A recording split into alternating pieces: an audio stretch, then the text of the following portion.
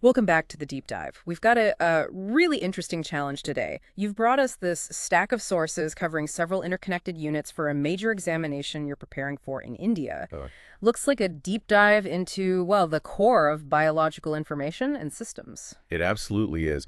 Yeah, we're looking at everything from, how genetic information actually flows and how we read it, right through to the structure of molecules like proteins, how we analyze them, the whole fascinating world of viruses, and the computational tools that help us make sense of it all. It's a pretty comprehensive mix. So our mission here, tailor-made for you really, is to navigate through all these units. We want to connect the dots, pull out the absolutely essential information for your exam, and maybe help build a clearer roadmap for your studying. It's not just a summary. Think of this as your study guide. Exactly. We're aiming to help you extract that high-yield knowledge and, importantly, see how these topics, which might seem separate at first glance, actually build on each other. We'll move through the core ideas, linking the fundamental principles to, practical applications and the tools used out there today. All right, let's dive right in. The cornerstone concept, the absolute foundation of molecular biology, the central dogma. Okay, yeah, let's unpack this. So, at its heart, the central dogma describes the fundamental flow of genetic information within a biological system.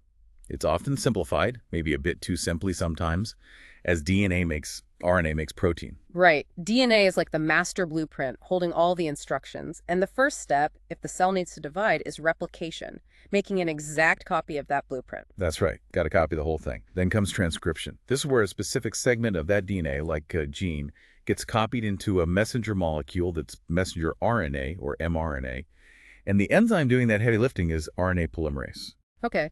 And then finally, translation. The mRNA carrying the instructions goes to a ribosome, this molecular machine. Yeah, exactly. And the ribosome reads that mRNA sequence, kind of like a ticker tape, and uses it as a template to string together amino acids in a very specific order. That builds a polypeptide chain, which then folds up into a functional protein. And this flow, DNA to RNA to protein, it's... Well, it sounds completely fundamental. Oh, it is. Utterly. Because think about it, the information locked in your DNA ultimately dictates the sequence of every single protein your body makes. And those proteins, they're the workers. They build structures, carry out chemical reactions, regulate pretty much everything. So understanding this flow connects, like Unit 1 on basic molecular biology directly with Unit 7, which is all about analyzing this information using computers. Okay, so we have this incredible DNA blueprint, but how do we actually read it? How do we figure out the sequence of all those A's, T's, C's, and G's? That must be where DNA sequencing comes in. Precisely. Determining that order, that sequence, has been a huge scientific quest for decades. The 1970s, that's when we got the first really practical methods. I remember reading about one called Maxim Gilbert. That involved chemicals breaking the DNA strands, didn't it? Yeah, that was one of the pioneers. Developed by Alan Maxim and Walter Gilbert.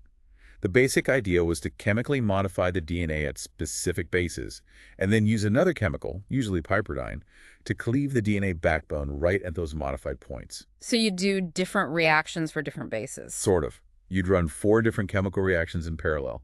Each reaction would cause breaks next to a specific base or type of base, like one for G's, one for A and G's, one for C and T's, one for C's. You take the fragments from each reaction And run them on a gel to separate them by size. Exactly.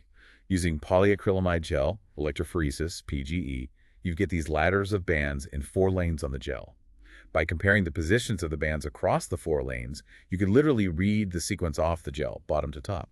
Its advantage was direct chemical analysis, maybe good for up to 500 bases or so. But the downside? Big downsides. It used some really nasty chemicals, like hydrazine and piperidine, very hazardous. Plus, it was incredibly labor-intensive and really difficult to automate, so yeah, it's pretty much obsolete now. Which brings us to Fred Sanger's method, developed around the same time, but, well, it had a much bigger future, didn't it? The chain termination method? Sanger's approach was, frankly, brilliant and safer. The core principle relies on using special nucleotides called dideoxynucleotides, or DDNTPs. Dideoxy. So they're missing something compared to normal ones. Yes, they're missing the crucial hydroxyl group, the HOH group, at the 3' position on the sugar. Normal DNTPs have this, and DNA polymerase needs it to add the next nucleotide in the chain. But DDNTPs lack it. So when the polymerase accidentally sticks a DDNTP into the growing DNA strand... The chain just stops. It terminates. Exactly. Chain termination. So in the original manual method, you'd set up 4 separate reaction tubes. Each tube had the DNA template you want to sequence, a short primer to get things started, DNA polymerase, all four normal DNTPs, A, T, C, G, and then a small amount of one specific DDNTP.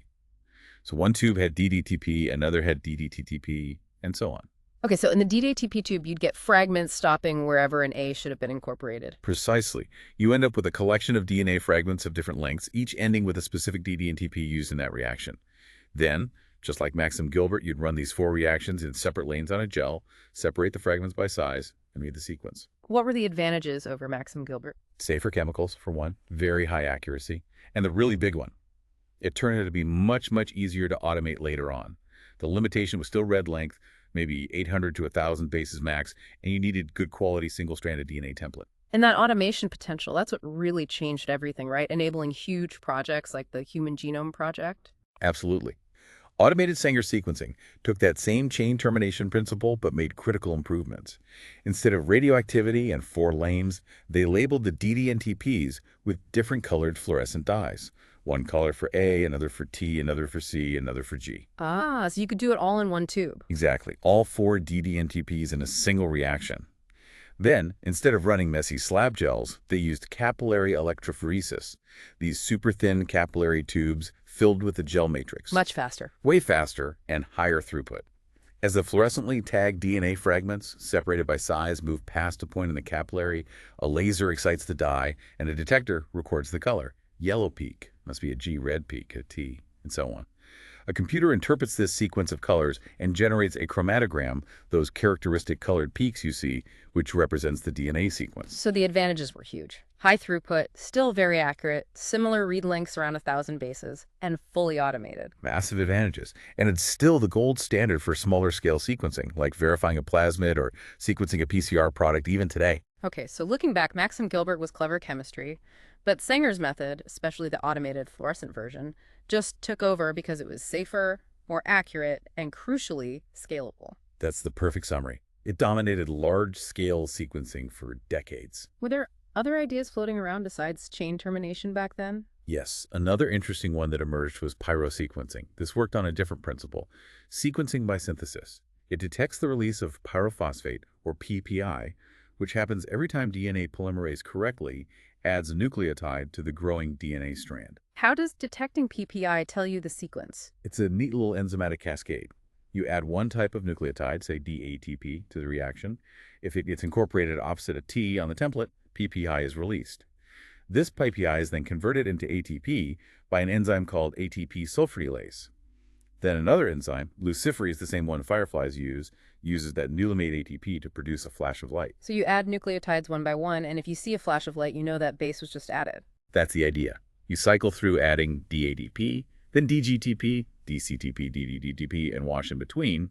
The sequence of light flashes tells you the sequence of the DNA. That sounds cool, real-time detection. It was. Yeah. Advantages were real-time data, no gels needed, pretty good accuracy for shorter reads, and faster than traditional Sanger for certain applications. But it had limitations.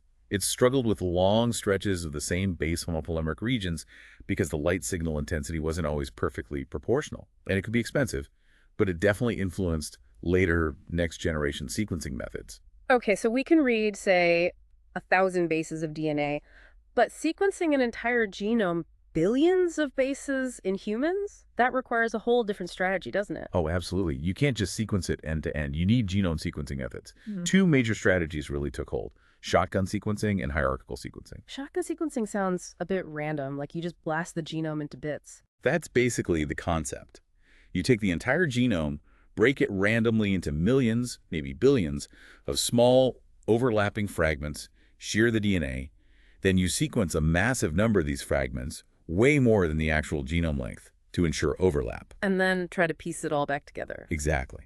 You use powerful computers and sophisticated algorithms to find the overlaps between all these short sequence reads and assemble them back into the original chromosome sequences, like putting together a massive billion-piece jigsaw puzzle where you don't have the picture on the box. What's the advantage of that approach? Speed and automation, mainly. You just shred the DNA, sequence everything, and throw it at the computers. It bypasses a lot of laborious mapping steps. But the disadvantage must be that assembly step, especially for complex genomes with lots of repetitive DNA sequences. Sounds like a computational nightmare. It absolutely is. That's the main challenge. It needs enormous computational power. And accurately assembling through long, repetitive regions, or distinguishing between highly similar repeat copies, can be extremely difficult. You can get gaps or misassemblies. So hierarchical sequencing offered a more, well, ordered alternative. Yes, it's also called clone-by-clone or map-based sequencing. This was the main strategy used for the Public Human Genome Project's initial draft. It's more methodical. First, you create a physical map of the genome. You cut the genome into large defined chunks using restriction enzymes, and you figure out the order of these chunks along each chromosome. Okay, so you have a rough map first. Right. Then you clone these large fragments, maybe 100,000 to 200,000 base pairs each, into stable vectors like bacterial artificial chromosomes or BACs. You create a library of these BAC clones, where each clone contains a known piece of the genome, and you know its approximate location from your map. And then you sequence each BAC clone individually. Precisely. You select a set of overlapping BAC clones that cover a whole chromosome, sequence each one, often using shotgun sequencing just on that smaller BAC DNA, and then assemble the sequences of the BACs based on their known order from the map. Ah, so you're assembling smaller, more manageable chunks based on a pre-existing map. That sounds like it would be more accurate. Generally, yes. The big advantage is higher accuracy, especially for complex genomes with lots of repeats, because you're dealing with larger pieces, and you have that map to guide the assembly.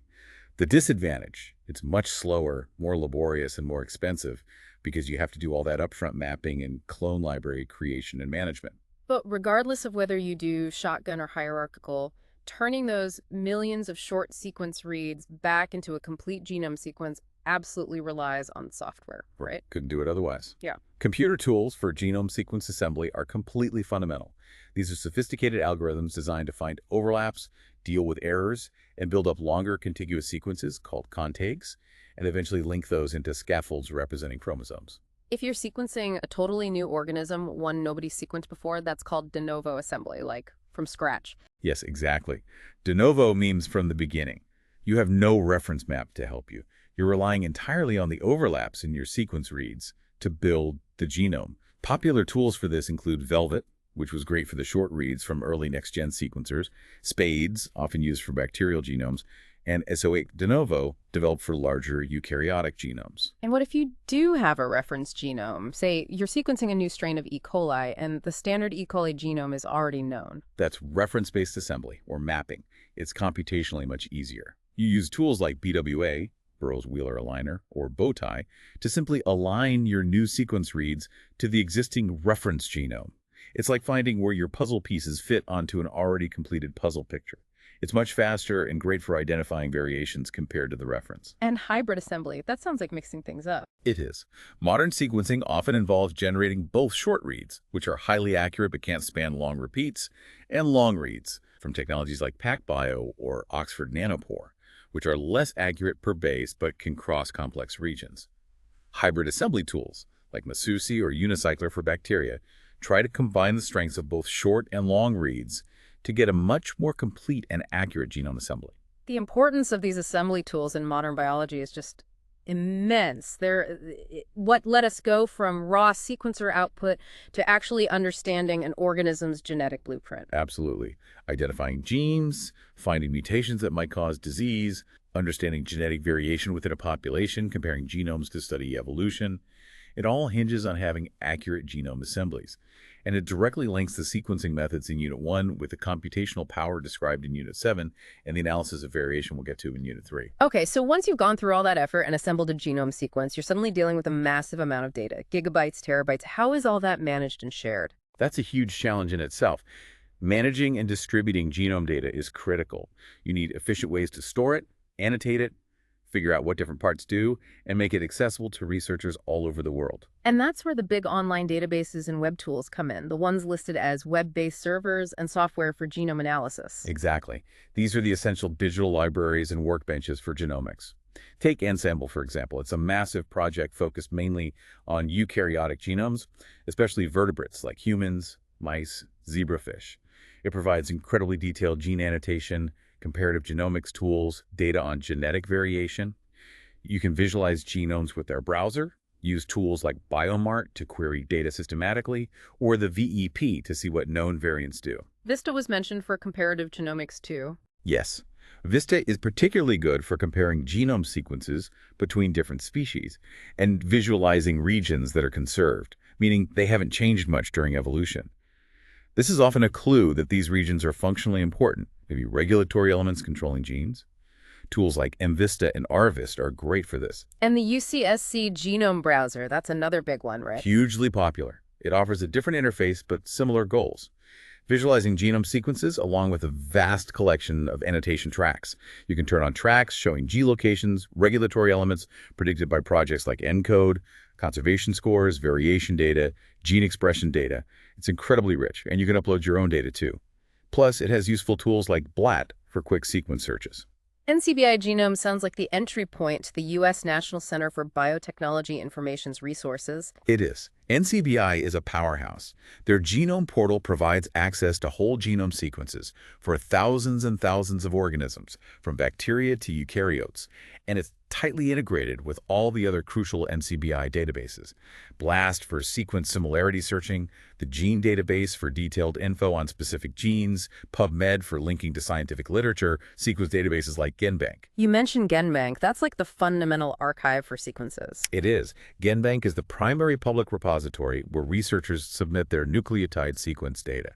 But crucially, it doesn't stand alone. It's part of a long-standing global collaboration called the INSDC, the International Nucleotide Sequence Database Collaboration. What does the INSDC do? It's a partnership between three major databases: GenBank, run by NCBI in the US, the European Nucleotide Archive, ENA, run by MBEL-EB in Europe, and the DNA Data Bank of Japan, EDBJ.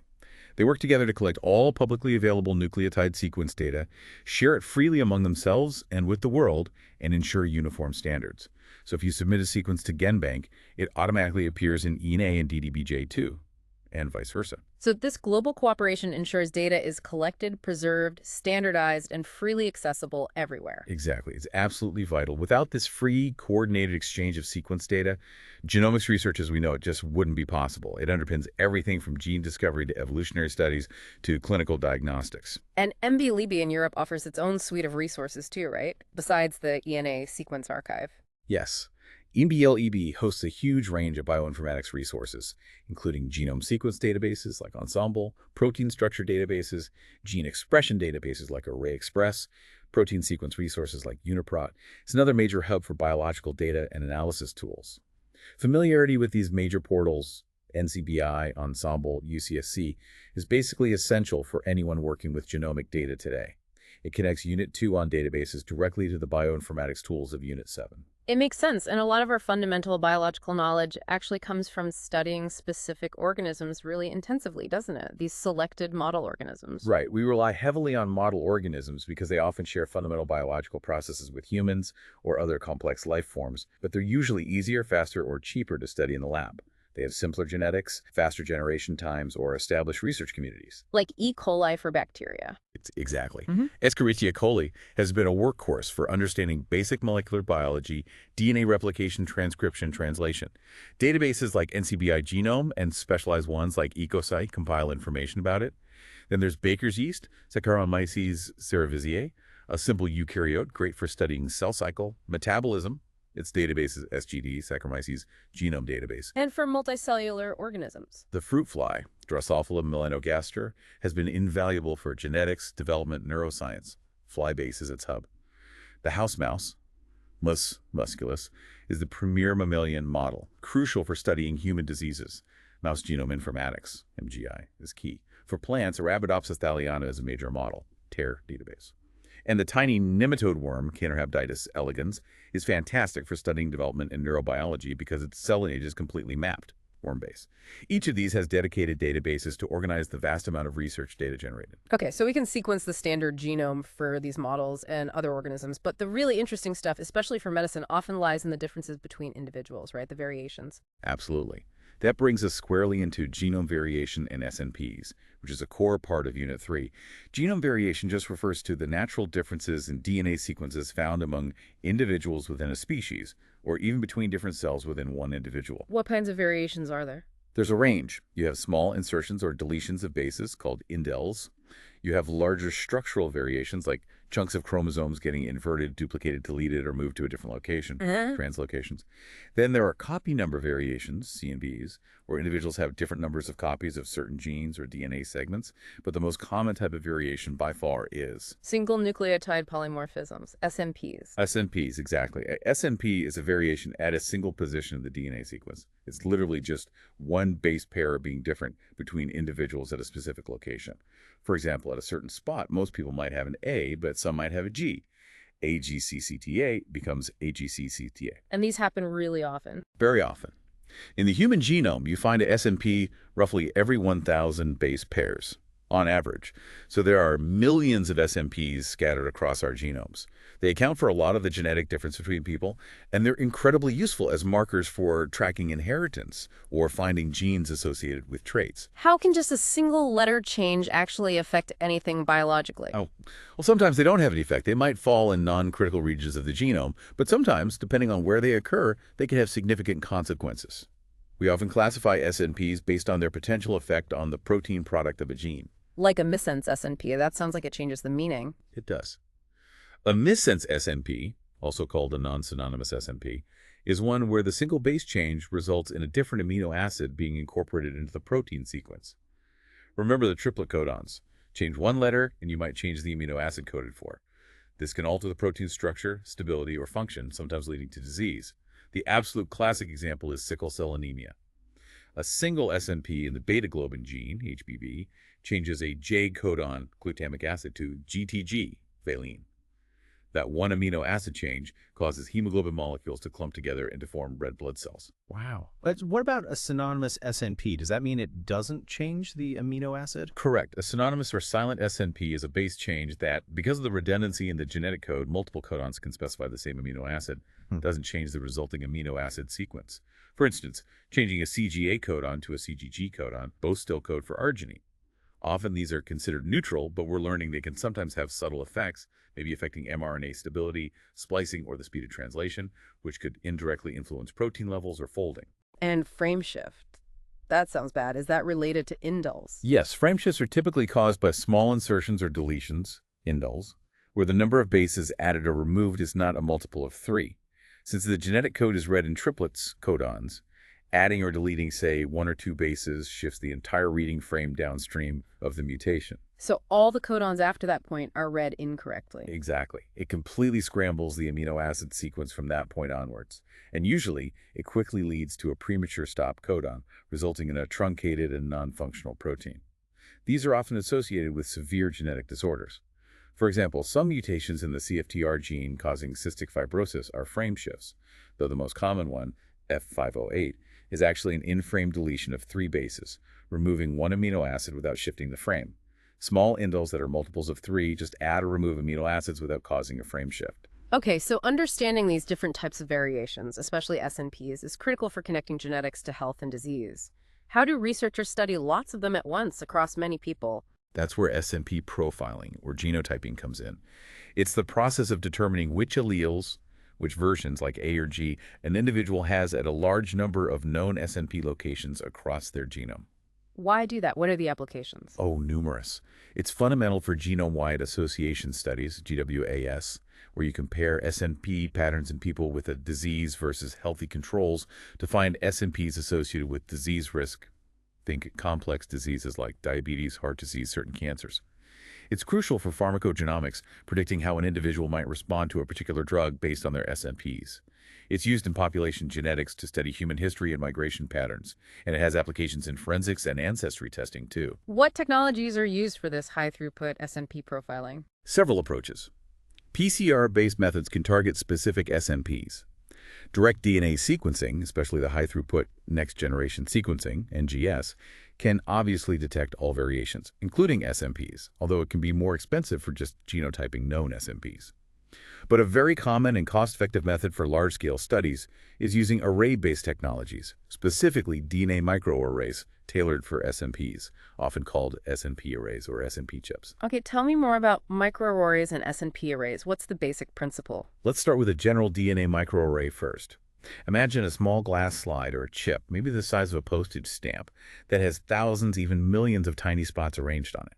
Each spot contains short, known sequences of single-stranded DNA, called probes, chemically attached to the surface. So like a library of known DNA sequences immobilized on a chip. Exactly. Then you take your biological sample, say RNA extracted from cells to measure gene expression or genomic DNA for genotyping. You process the sample, often amplifying it and labeling it with fluorescent dyes. Then you apply this labeled sample mixture to the microarray chip. And the labeled molecules from your sample will stick to the complementary probes on the chip. Precisely. It's based on DNA hybridization complementary base pairing, A with T, C with G. If a labeled molecule in your sample finds its matching probe sequence on the chip, it will bind or hybridize to that spot. After allowing time for hybridization, you watch the chip to remove any non-specifically bound material. And then you see where the fluorescent signal is. Yes. You scan the microarray with a special laser scanner that detects the fluorescence intensity at each spot. A bright spot means lots of labeled molecules from your sample bound to that probe. The pattern and intensity of fluorescence plots tell you which sequences were present in your sample and often how abundant they were. DNA microarrays were revolutionary for studying gene expression patterns on a massive scale. Okay, so how is an SNP array different? Is it just using probes specific to SNP variations? That's exactly it. An SNP array is a specialized type of microarray designed specifically for genotyping known SNPs. The probes on an SNP array are carefully designed to distinguish between the different possible alleles, for example, the A version versus the G version, at thousands or millions of specific SNP locations across the entire genome. How do the probes tell the difference between, say, an A and a G at one spot? Usually for each SNP, there will be multiple probes. Some probes are designed to perfectly match the sequence containing one allele, say the AK allele, while other probes perfectly match the sequence containing the other allele, the G allele. You take an individual's genomic DNA, fragment it, label it, and hybridize it to the SNP array. By analyzing which probes, the A probes or the G probes or both, light up for each SNP position, the computer software can determine the individual's genotype at that SNP, whether they are homozygous for AA, homozygous for G, or heterozygous AG. That's incredibly powerful. Yeah. So these SNP arrays are the workhorses for those large GW studies you mentioned. Absolutely. They allow researchers to quickly and relatively cheaply genotype hundreds of thousands or millions of SNPs across the genomes of thousands of individuals. By comparing the frequency of specific SNP alleles in people with a disease versus controls, they can pinpoint regions of the genome associated with that disease, even if the SNP itself isn't the direct cause, but is just located near the causal gene. This has been hugely important for understanding the genetic basis of complex diseases and is a cornerstone of personalized medicine efforts. It really highlights the strong connection between SNPs and disease association. How exactly can an SNP influence disease? Several ways. If an SNP occurs within a gene's coding region, it might be a missense or nonsense mutation directly altering the protein product, like in sickle cell. But many disease-associated SNPs are actually outside the coding regions. They might be in regulatory regions like promoters or enhancers, affecting how much of the gene gets transcribed into RNA, maybe increasing or decreasing protein levels. Or they could affect RNA splicing, leading to an abnormal protein. Sometimes the SNP being measured isn't the functional variant itself, but it's so physically close on the chromosome to the actual causal mutation that it gets inherited along with it. This is called linkage disequilibrium. The SNP acts as a marker. The table in the source material lists some examples, right? Like APU4 in Alzheimer's risk, TCF7L2 in type 2 diabetes, BRCA1, BRCA2 SNPs, and breast cancer risk. Exactly. Those are well-known examples where specific SNP alleles are strongly associated with increased risk for those conditions. Finding these associations is the first step towards understanding the underlying biology, developing diagnostic tests to identify individuals at risk, and potentially designing targeted therapies. It's a clear pathway from understanding basic genome variation, Unit 3, to real-world clinical applications, all enabled by the sequencing and analysis techniques, Unit 1, and bioinformatics tools, Unit 7. Okay, so we've journeyed from the DNA blueprint itself to the variations within it. Now, let's follow that central dogma again and talk about the molecules that the DNA actually encodes, the proteins. Unit 4 gets into protein structure. Right. Proteins are arguably the most versatile and complex macromolecules in the cell. They are the workhorses, the functional output of the genome. Built from chains of amino acids linked by peptide bonds, their specific functions acting as enzymes, providing structural support, transporting molecules, sending signals, are entirely dependent on their intricate three-dimensional shapes. And that 3D shape is built up in layers, described by the different levels of protein structure. Exactly. We think about it hierarchically. First, there's the primary structure. That's simply the linear sequence of amino acids in the polypeptide chain, like beads on a string. This sequence is directly determined by the gene's DNA sequence via the genetic code. Okay, the basic sequence. Then secondary structure. Secondary structure refers to regular, repeating local folding patterns that occur within segments of the polypeptide chain. These are primarily stabilized by hydrogen bonds between the backbone amide and carbonyl groups. The two most common types are the alpha helix, which is like a coiled spring or spiral staircase, and the beta sheet, where segments of the chain lie side by side forming a pleated sheet structure. There are also less regular turns and loops that connect these elements. So helices and sheets forming locally. Then tertiary structure must be the overall 3D shape of the entire single polypeptide chain. Precisely. It's how all those alpha helices, beta sheets, turns, and loops fold up together in three-dimensional space to form a compact, globular, or fibrous shape. Tertiary structure is stabilized by a whole range of interactions between the amino acid side chains, the R groups. These include hydrogen bonds, ionic interactions, salt bridges between charged groups, weak van der Waals forces, and, very importantly, the hydrophobic effect nonpolar side chains tend to cluster together in the protein's core, away from the surrounding water. And some proteins have disulfide bonds, too. Yes, if the protein contains cysteine amino acids, the sulfur atoms in their side chains can form strong covalent bonds called disulfide bridges, which act like molecular staples, further stabilizing the tertiary structure. Okay, primary, secondary, tertiary. What's quaternary structure? Quaternary structure applies only to proteins that are composed of more than one polypeptide chain, or subunit. It describes how these individual subunits assemble and arrange themselves to form the final functional protein complex. Hemoglobin, for example, has quaternary structure because it's made of 4 separate polypeptide subunits, 2 alpha and 2 beta, that fit together precisely. Beyond structure, proteins have distinct chemical properties, too, based on their amino acids. Absolutely. Because amino acids contain both acidic, carboxyl, and basic amino groups, as well as potentially charged side chains, proteins are amphiolites. They can act as both acids and bases. Their net charge depends on the pH of the environment. The isoelectric point, pi, is the specific pH at which the protein carries no net electrical charge. This property is exploited in techniques like isoelectric focusing. And the hydrophilic nature of side chains is key for folding. Crucial. The tendency of hydrophobic, water-faring side chains to bury themselves inside the protein, away from water, and hydrophilic, water-loving side chains to be exposed on the surface is a major driving force for protein folding. And the chemical reactivity of certain side chains is vital for enzyme catalysis and allows for post-translational modifications, PTMs. PTMs, what are those? These are chemical modifications made to proteins after they've been synthesized by the ribosome. Things like adding phosphate groups, phosphorylation, sugars, glycosylation, lipids, or small protein tags like ubiquitin. PTMs are incredibly important ways that cells regulate protein activity, localization, and stability. They add another whole layer of complexity beyond the basic amino acid sequence. So proteins are complex. How do scientists actually study them? Like, how do you figure out how big a protein is or what its exact amino acid sequence is? We have a whole toolbox of biochemical and biophysical techniques. To determine protein size, or more accurately, molecular weight, several methods are used. Sedimentation analysis, usually done using an ultracentrifuge, measures how fast a protein sediments in a strong gravitational field, which depends on its mass, shape, and density. It gives you a sedimentation coefficient measured in Svedberg units, S. Okay, centrifugation. What else? Gel filtration chromatography, also called size exclusion chromatography, SEC, is very common. You pass a protein mixture through a column packed with porous beads. Smaller proteins can enter the pores and take a longer meandering path through the column, while larger proteins that can't fit in the pores pass through more quickly. So proteins are separated based on their effective size and solution. And electrophoresis. We mentioned PAGE for DNA. Is it used for proteins too? Yes, definitely. There's native PAGE, where you run proteins through a polyacrylamide gel under non-denaturing conditions. Here, separation depends on a combination of the protein's intrinsic charge, size, and shape. The advantage is that the protein often remains folded and active, which can be useful. But the most common type for determining size is SDS PAGE, right? By far. SDS page is ubiquitous. SDS stands for sodium dodecyl sulfate, which is a strong anionic detergent.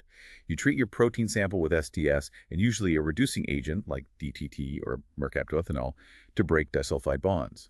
The SDS does two crucial things. It unfolds, denatures the proteins into linear chains, and it coats them with a uniform negative charge. So it gets rid of the protein's own shape and charge differences? Exactly.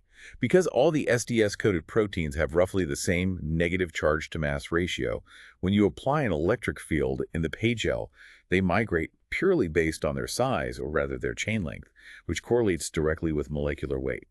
Smaller proteins move faster and further through the gel pores than larger ones. By running protein standards of known molecular weights alongside your sample, you can estimate the size of your protein very accurately. It's a fundamental technique for checking protein purity and estimating size. Okay, that's size. What about determining the actual covalent structure, the primary amino acid sequence? The classical method was Edman degradation, developed by Per Edman. It sequentially removes and identifies one amino acid at a time from the N-terminus, the beginning of a peptide. It was groundbreaking but slow, required pure protein, and was generally limited to relatively short peptides, maybe 50 amino acids. So what's used today mostly? You mentioned mass spectrometry for genomes. Does it work for proteins too? Yes, mass spectrometry MS has absolutely revolutionized protein analysis, including sequencing. It's the dominant technique now. How does MS give you the sequence? It's usually done in combination with protein digestion.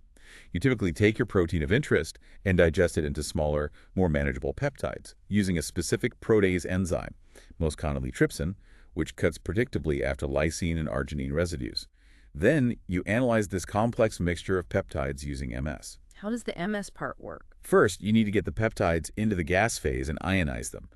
Two common ionization techniques are MALDE, matrix-assisted laser desorption ionization, and ESI, electrospray ionization. Then, these ions are sent into a mass analyzer. Common types include TOF, time of flight, quadrupole, or high-resolution analyzers like Orbitrap or FTICR. The analyzer separates the ions based on their mass-to-charge ratio. Okay, so you get a list of peptide masses. How does that tell you the protein or its sequence? For protein identification, you take the list of experimentally measured peptide masses, and sometimes their fragmentation patterns, and use sophisticated database search algorithms like MASCOT or sequest. These algorithms compare your experimental data against theoretical peptide masses calculated from all the protein sequences stored in databases like UniProt. If enough peptides from your sample match peptides predicted from a specific database protein, you get a confident identification of that protein. This is often called peptide mass fingerprinting, or more commonly now involves analyzing fragmentation data too, MSMS. Can you get the actual sequence directly from the MS data without relying on a database, like for a totally new protein? Yes, that's called de novo sequencing using mass spectrometry. It's more challenging but possible. In the mass spectrometer, you can select a specific peptide ion, collide it with gas molecules to break it apart. This is called fragmentation, often using CID collision-induced dissociation, or ETD electron transfer dissociation, and then measure the masses of the resulting fragment ions. Because peptides tend to break predictably along the peptide backbone, the pattern of fragment masses allows algorithms to deduce the amino acid sequence of that peptide step by step, even without knowing the protein it came from beforehand. Wow. So MS is incredibly versatile for proteins identification sequencing. What about studying all the proteins in a sample at once? That sounds like proteomics. Units 5 and 6 seem to cover this. Exactly. Proteomics is a large-scale study of proteomes, the entire set of proteins produced or modified by an organism or system at a particular time under particular conditions. It goes way beyond studying one protein at a time. What are the main goals of proteomics? They're pretty ambitious. Key goals include identifying all the proteins present in a complex sample, like a cell lysate or tissue extract, quantifying the relative or absolute abundance of these proteins and seeing how their levels change under different conditions, e.g., healthy versus diseased, identifying post-translational modifications, PTMs, on those proteins, mapping protein-protein interactions to understand cellular networks and pathways, determining protein localization within the cell, and sometimes even getting structural information on a large scale. That sounds incredibly complex. How do you even start analyzing thousands of proteins from a single sample? Separation must be critical again. Absolutely. Handling the sheer complexity of a proteome is the first major hurdle. Proteins vary hugely in abundance, solubility, and other properties. So powerful separation techniques are essential before you even get to the mass spectrometer. One cornerstone technique, especially historically, has been 2D page, two-dimensional polyacrylamide gel electrophoresis. We talked about page for size. How does 2D work? It separates proteins based on two independent properties in two sequential steps. The first dimension is isoelectric focusing, IEF. Proteins are loaded onto a gel grip that contains a stable pH gradient. When you apply an electric field, each protein migrates along the gradient until it reaches the pH equal to its own isoelectric point, pi. The pH where its net charge is 0. At that point, it stops migrating. So the first dimension separates proteins based primarily on their charge, pi. Okay, separated by charge first, then the second dimension. For the second dimension, you take that IEF gel strip, equilibrate it, often with SDS, and place it horizontally across the top of a standard SDS page slab gel. Then you run the electrophoresis vertically. Now, the proteins that were separated by pi in the first dimension migrate out of the strip and into the flab gel, where they are separated based on their molecular weight by SDS page, just like we discussed before. So you get separation by charge, pi, in one direction, and by size, MW, in the perpendicular direction. Exactly. This spreads the proteins out across a two-dimensional map, or gel. You can potentially resolve thousands of individual protein spots on a single 2D gel, far more than you could with just 1D SDS page. Getting good, reproducible 2D gels requires careful sample preparation lysis, solubilization, often using harsh agents like urea and detergents, reduction of dust sulfide bonds, and optimization.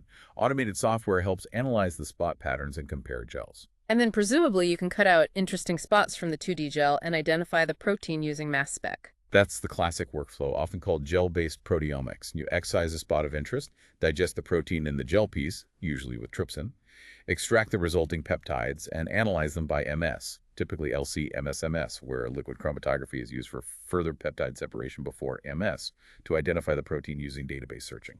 Are there ways to do proteomics without running gels? Gel-free methods? Yes. Increasingly popular are shotgun or LC-MSMS-based proteomics approaches.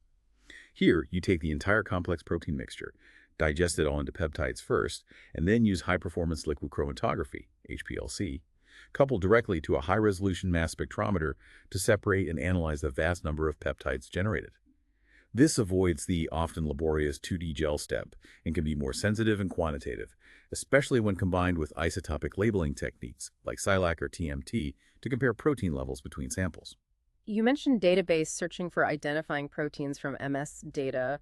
What about that de novo sequencing from MS data? Is that used in proteomics? It can be, especially if you're studying an organism whose genome isn't sequenced or if you're looking for unexpected modifications or sequence variants not present in the databases.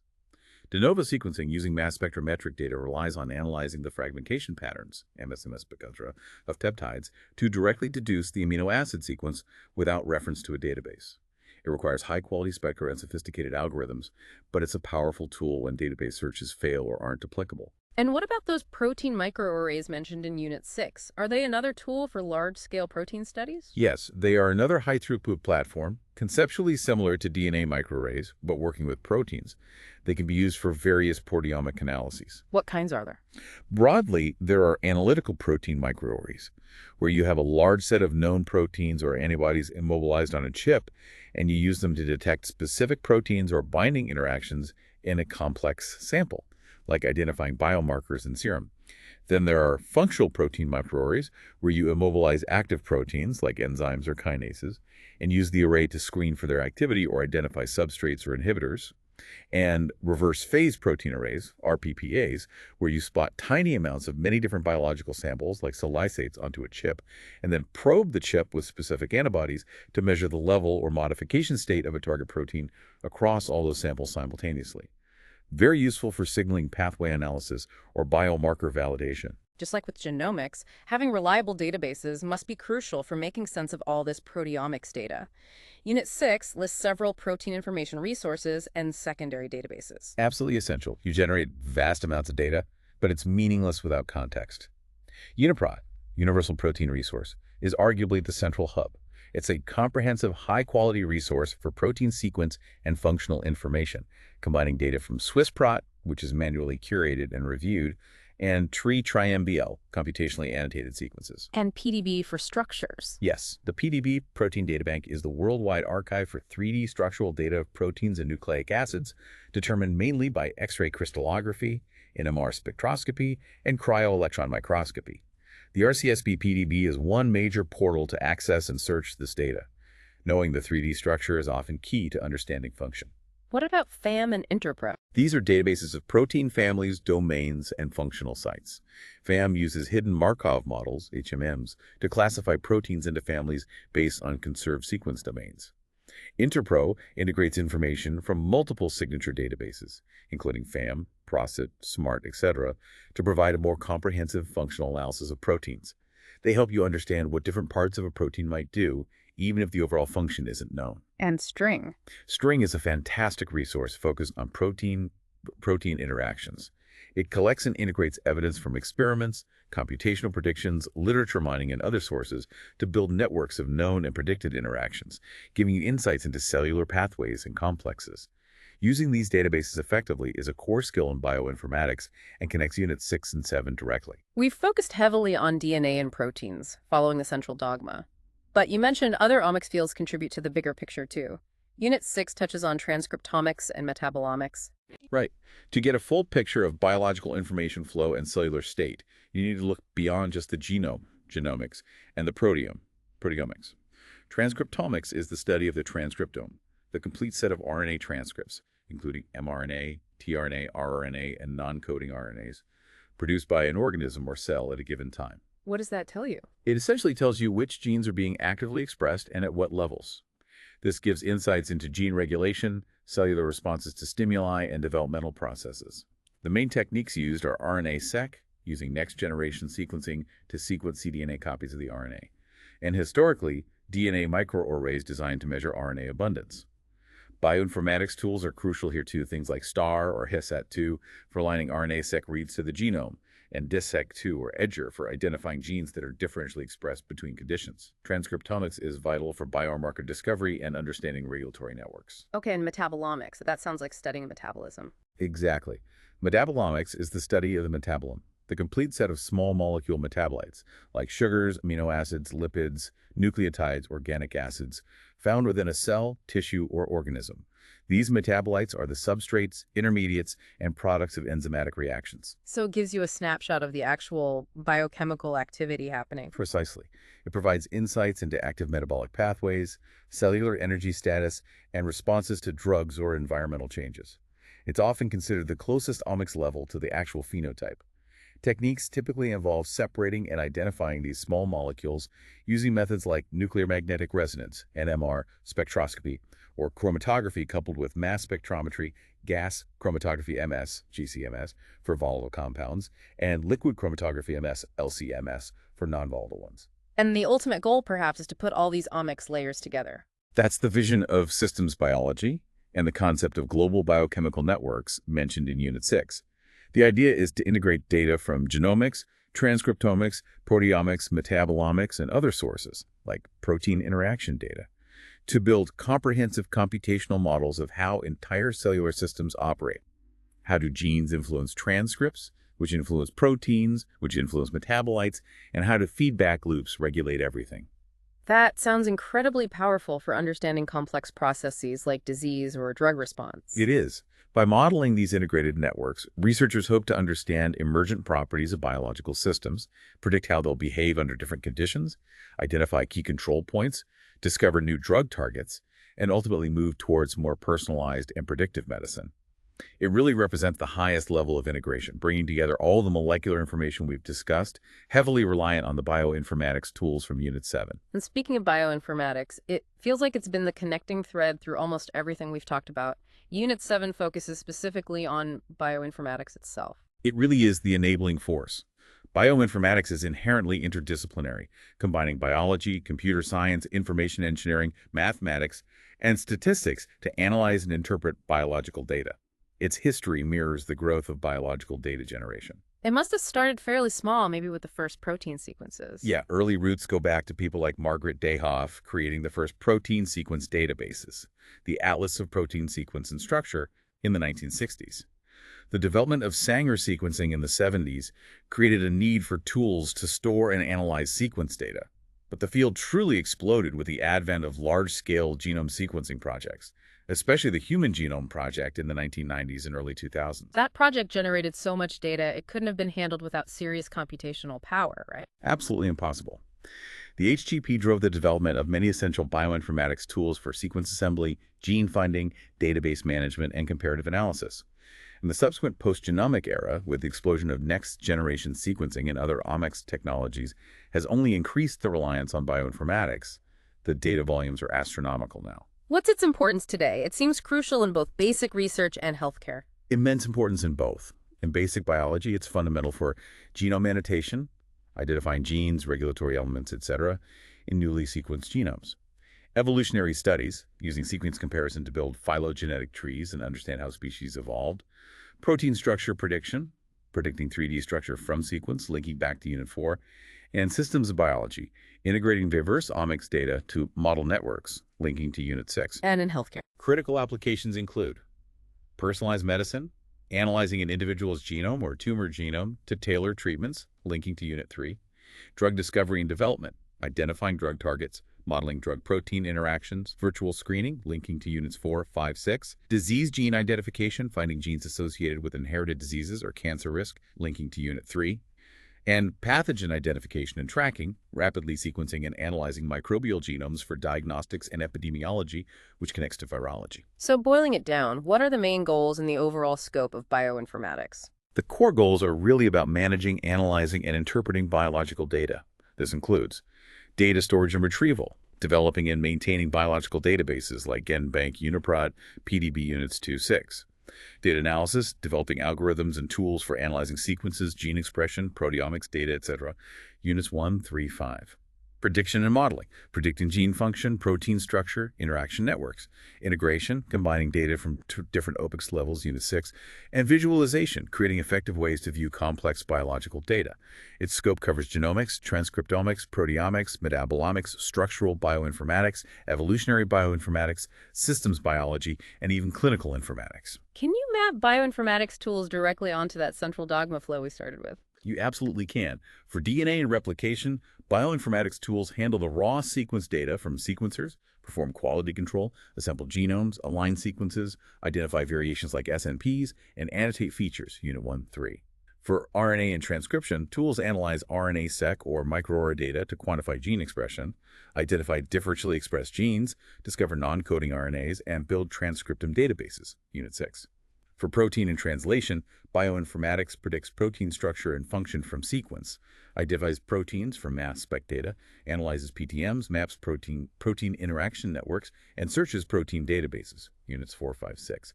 It essentially provides the computational lens to view and understand each step of biological information flow and its consequences. So it really does bridge that gap between the genotype, the DNA sequence, and the phenotype, the observable traits and functions. Perfectly put. Bioinformatics is not just a supporting field anymore. It's a core component of modern biological and biomedical research. It's constantly evolving, developing new algorithms and approaches to handle ever-increasing data complexity, and it empowers the data-driven discoveries that are transforming our understanding of life. Okay, that's a fantastic overview of the core molecular information flow and the tools we use to study it. Now, let's shift focus a bit, as your source material does in Unit 1, to a different kind of biological player that messes with this system. Viruses and subviral agents. It's listed in Unit 1 alongside the basics, maybe because they offer such a unique perspective on information transfer. That's a good way to think about it. Viruses are fascinating because they exist right at the edge of life, completely dependent on the cellular machinery we've been discussing, but following their own minimalist rules. Their discovery was a slow burn over centuries. It wasn't like someone just suddenly saw a virus, right? Right. They were too small. Exactly. Early microscopists like Leeuwenhoek saw a bacteria, and Schleiden and Schwann developed cell theory, but viruses remained invisible. The first real hints came from disease studies. Pasteur's work on germ theory was crucial groundwork.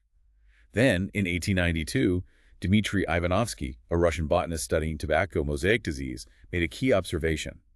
He found that the sap from infected tobacco plants could still cause disease even after being passed through filters fine enough to trap all known bacteria. So something smaller than bacteria was causing the disease. That was the implication. A few years later, in 1898, the Dutch microbiologist Martinus Beijerinck replicated Ivanovsky's filtration experiments and went further. He showed that this infectious agent could only multiply inside living, dividing plant cells. He couldn't grow it on nutrient broth like bacteria.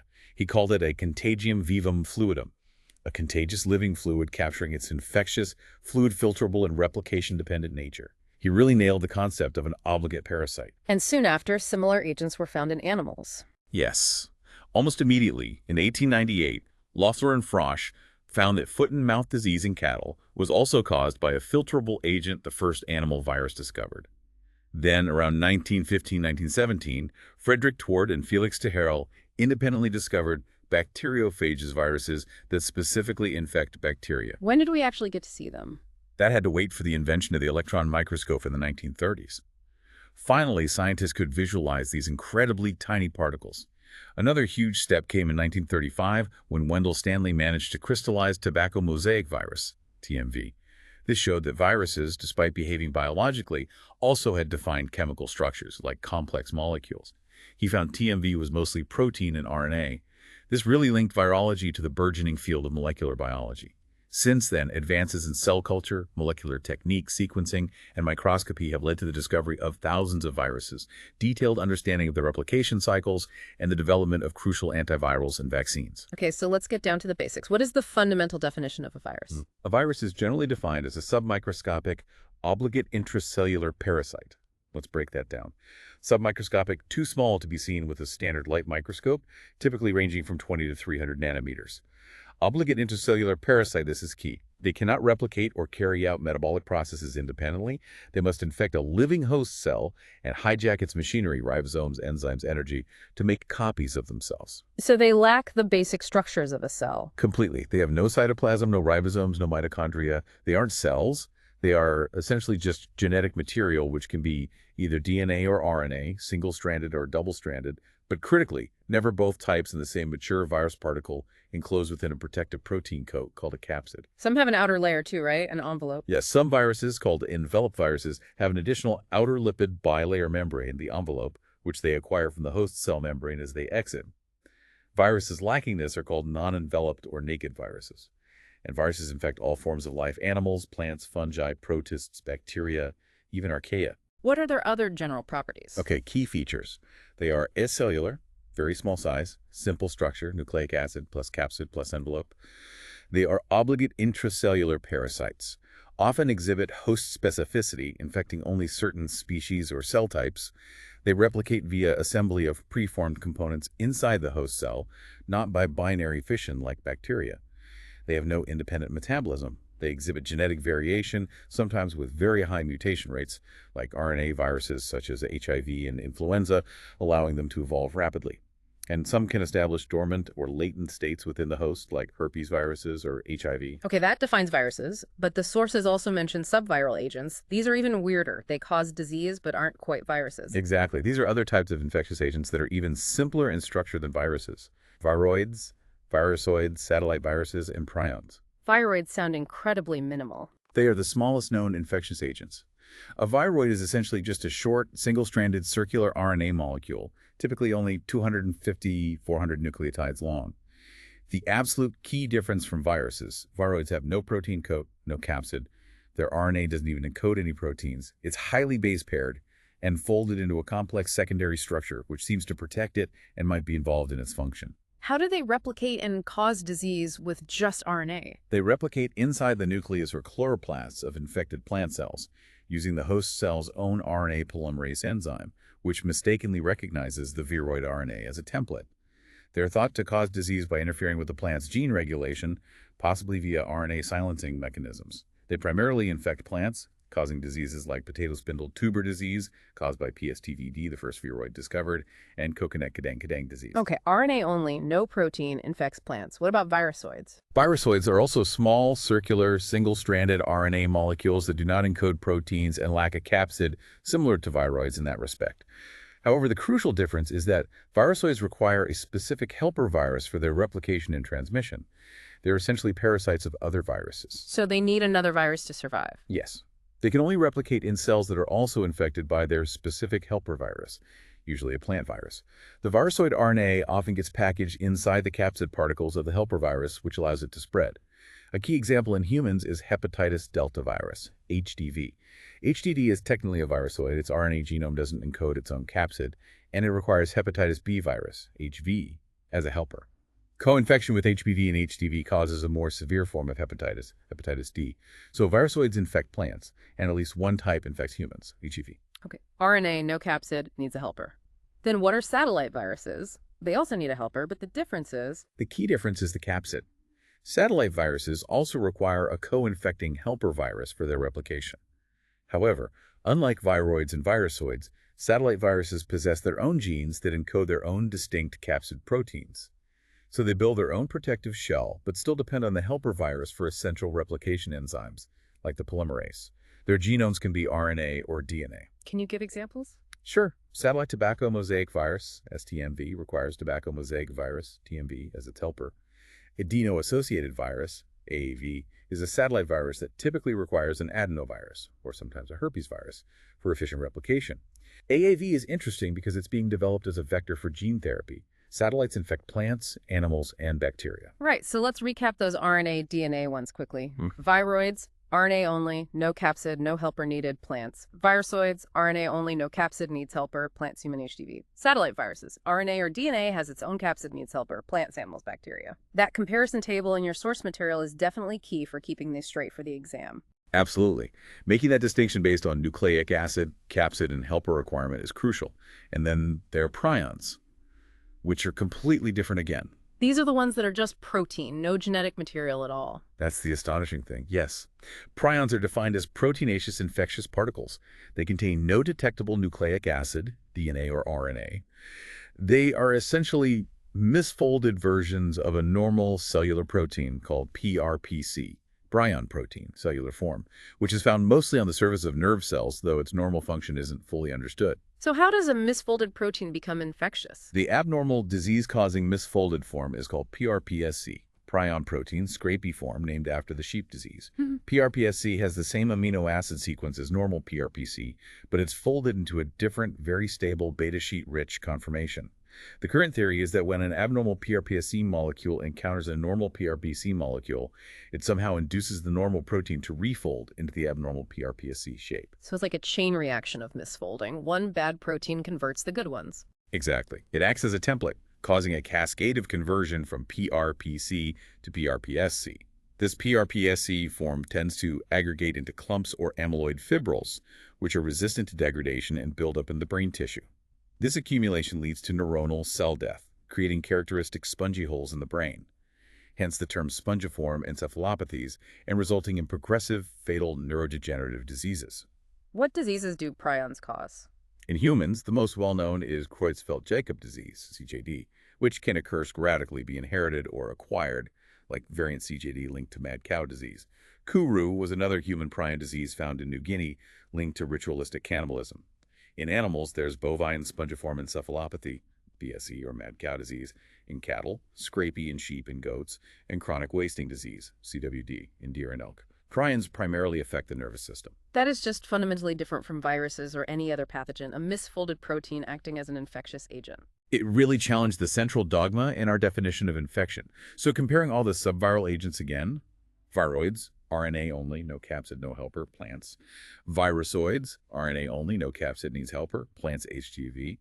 Satellite viruses, D on RNA as capsids, needs helper, various hosts. And prions, protein only, no nucleic acid, converts normal protein, causes neurodegenerative diseases.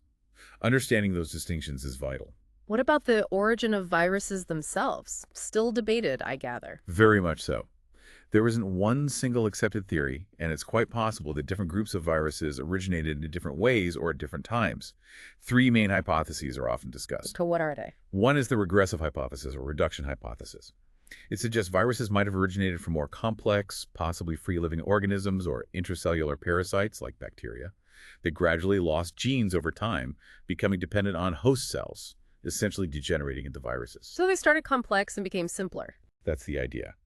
Another is the progressive hypothesis, or escape hypothesis. This proposes that viruses originated from mobile genetic elements within cells, like transposons, jumping genes, or plasmids that gain the ability to escape from their original host cell and move to another cell, perhaps by acquiring genes for capsid proteins. Like bits of cellular genetic material that went rogue. Kind of, yes. And the third is the virus first hypothesis. This suggests that viruses might have originated from complex molecules of protein and nucleic acid in the primordial soup before or alongside the very first cells. They could represent a separate evolutionary lineage that has always been parasitic. So degenerates, escapees, or ancient relics. Or maybe a combination, or different origins for different viral lineages. The truth is likely complex. The discovery of giant viruses like Mimivirus and Pandora virus has complicated things further. These infect amoebas, have enormous genomes, larger than some bacteria, and possess genes previously thought only to exist in cellular life, involved in translation and metabolism. This has led to ideas about a possible fourth domain of life or chimeric origins involving cellular components. It's still an active area of research and debate. Fascinating. Okay, let's get back to the structure of typical viruses. You mentioned the genetic material and the capsid are the core. The capsid's shape is important for classification, right? Yes, and the arrangement of the protein subunits, called capsimers, that make up the capsid, determines its overall symmetry, which is a key structural feature. Like icosahedral symmetry, that sounds geometric. It is. An icosahedron is a polyhedron with 20 identical equilateral triangular faces, 12 vertices, and 30 edges. Think of a soccer ball or a 20-sided die. Many animal viruses have icosahedral capsids because it's a very strong, stable structure that allows efficient packaging of the genome using a minimal number of protein subunits. It creates a closed, spherical-like shell. Examples mentioned in your source, Figure 1, include adenovirus and poliovirus. Okay, that's one shape. What about helical symmetry? In helical viruses, the capsimers are arranged in a spiral or helix around the nucleic acid genome, which often follows the same spiral path. This typically forms a long, rod-shaped or filamentous structure. The helix can be rigid, like in tobacco mosaic virus, TMV, Figure 2, or flexible, like in influenza virus or Ebola virus. Rabies virus also has helical symmetry. And complex symmetry just means not icosahedral or helical. Pretty much. These are viruses that have capsid structures that don't fit neatly into the simple icosahedral or helical categories. They often have additional components or more intricate arrangements. The classic examples are bacteriophages, especially the T-even phages like T4, Figure 3.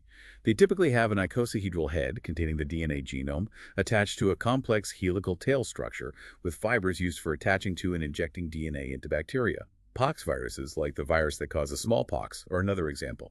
They are large, brick-shaped viruses with complex internal structures and outer layers.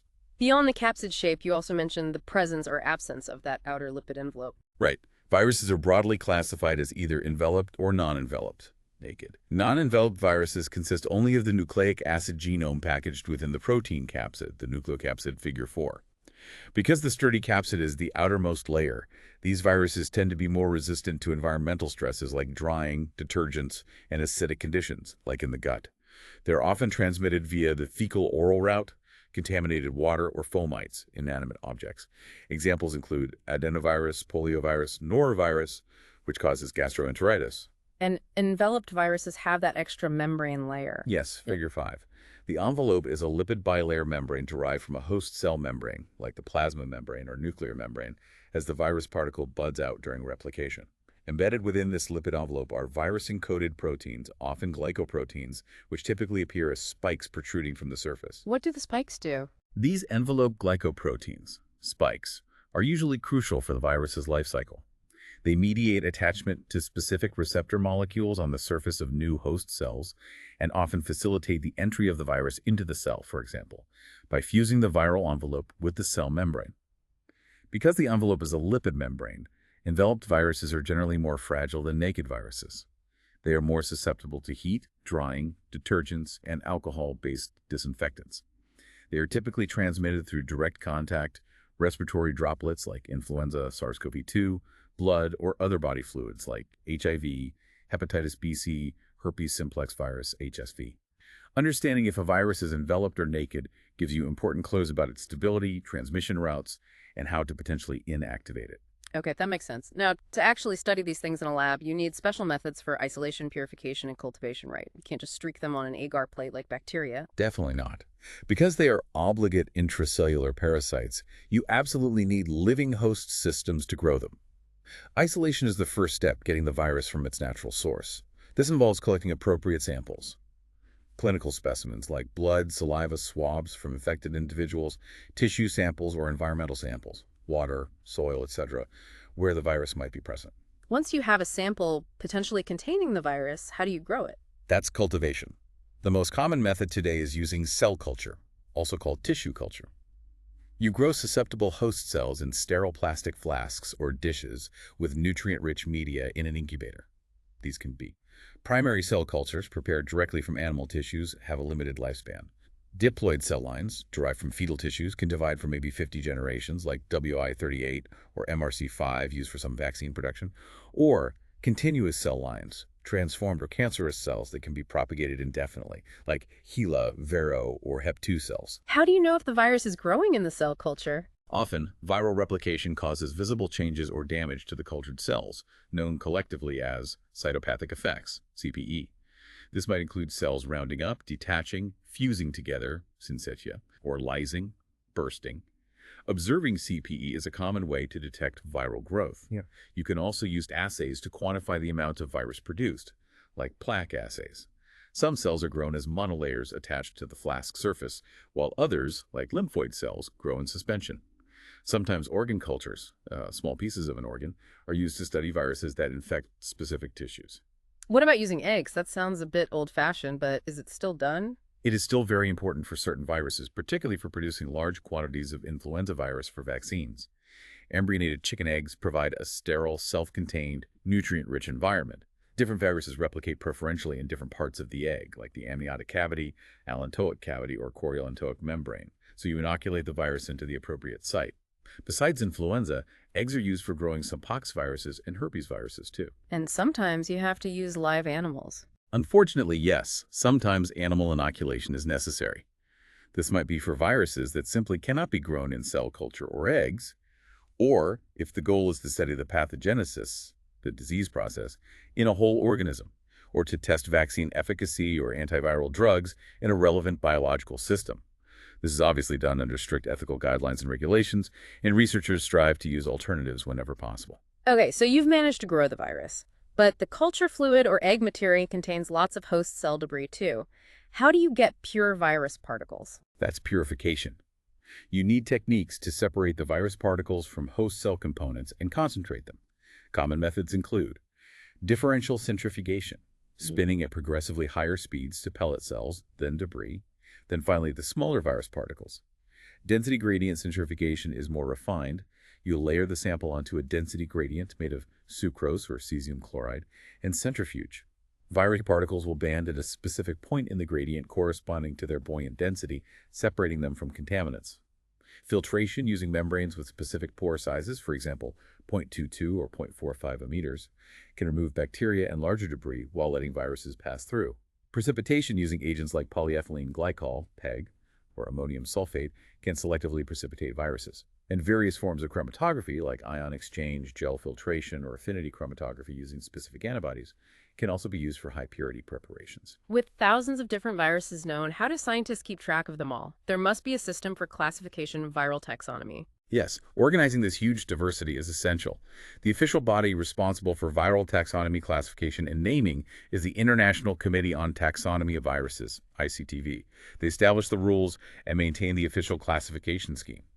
What are the main principles used for classifying viruses? Classification is based on a combination of fundamental properties of the virus particle and its replication cycle. Key criteria include the nature of the genetic material, DNA or RNA, single-stranded or double-stranded, linear or circular. For RNA viruses, the sense of the strand, plus since RNA can act directly as mRNA, since RNA needs to be copied first, the symmetry of the capsid, icosahedral, helical, or complex, the presence or absence of lipid envelope, the size and morphology of the virion, virus particle, the type of host organism it infects, animal, plant, bacterium, etc., and details of its replication strategy. Does it follow a hierarchy like the classification of cellular life? Kingdom, phylum, class? Yeah. Yes, the ICTV uses a hierarchical system, though the higher levels, realm, kingdom, phylum, class, are relatively new and still developing for viruses. The more established ranks are order ends in virales, family ends in Veridae, subfamily ends in Veridae, genus ends in Verides, and species, which is usually a descriptive name, like tobacco mosaic virus. I've also heard of the Baltimore classification. How does that fit in? The Baltimore classification is a brilliant complementary system proposed by Nobel laureate David Baltimore. It groups all viruses into 7 classes, groups I and 7, based specifically on their type of genome, dsDNA, ssDNA, dsRNA, plus ssRNA-ssRNA, ssRNA, and asDNA-RT, and their pathway to synthesize messenger RNA, mRNA. Since all viruses must produce mRNA to be translated into proteins by the host ribosomes, this classification scheme reflects fundamental differences in their replication strategies. Knowing the 7 Baltimore classes and a key example for each, like herpes viruses, adenoviruses for dsDNA, parvoviruses for ssDNA, reoviruses for dsRNA, poliovirus, flaviruses for plus ssRNA, influenza rabies for ssRNA, retroviruses like HIZ for ssRNA-RT, and hepatinoviruses like hepatitis B for dsDNA-RT is very useful for understanding viral diversity and is likely important for your exam. How do viruses get their names? It seems quite varied. It is. Virus nomenclature isn't as strictly regulated as the formal taxonomy ranks. Names often arise based on the host they infect, free tobacco mosaic virus, bacteriophage T4, the disease they cause, e.g. human immunodeficiency virus, poliovirus, measles virus, the geographical location where they were first isolated, Ghana, Zika virus, Ebola virus, their structural morphology, for example, Filoviridae family for filamentous viruses, Coronaviridae for viruses with a crown-like appearance, or sometimes aspects of the replication, e.g. Retroviridae family for viruses using reverse transcriptase. Can you give examples of major groups affecting different hosts? Sure. Among animal viruses, you have major DNA virus families like herpes viridae, herpes simplex, chickenpox, adenoviridae, common cold, conjunctivitis, poxviridae, smallpox, monkeypox. Major RNA virus families include coronaviridae, SARS-CoV-2, common cold, orthomyxoviridae, influenza, paramyxoviridae, measles, mumps, rhabdoviridae, rabies, picornaviridae, polio, rhinovirus, flaviviridae, Zika, dengue, yellow fever, retroviridae, HIV. For plants, TMV is the classic example, but others like Gemini viruses are also important. And for bacteria, the bacteriophages are incredibly diverse, including well-studied dsDNA phages like T4 and lambda, and simpler ssRNA phages like MS2. Why is understanding all this taxonomy and classification important? It's crucial for several reasons. It helps us understand the evolutionary relationships between different viruses. It provides a framework for identifying new viruses and predicting their potential properties. It's essential for developing broad-spectrum antiviral drugs or vaccines that might target conserved features within a viral family. And it's vital for accurate diagnosis and effective public health responses during outbreaks. It really connects this specific Unit 1 virology section back to the broader themes of biological information, diversity, and how we analyze and categorize it. Phew.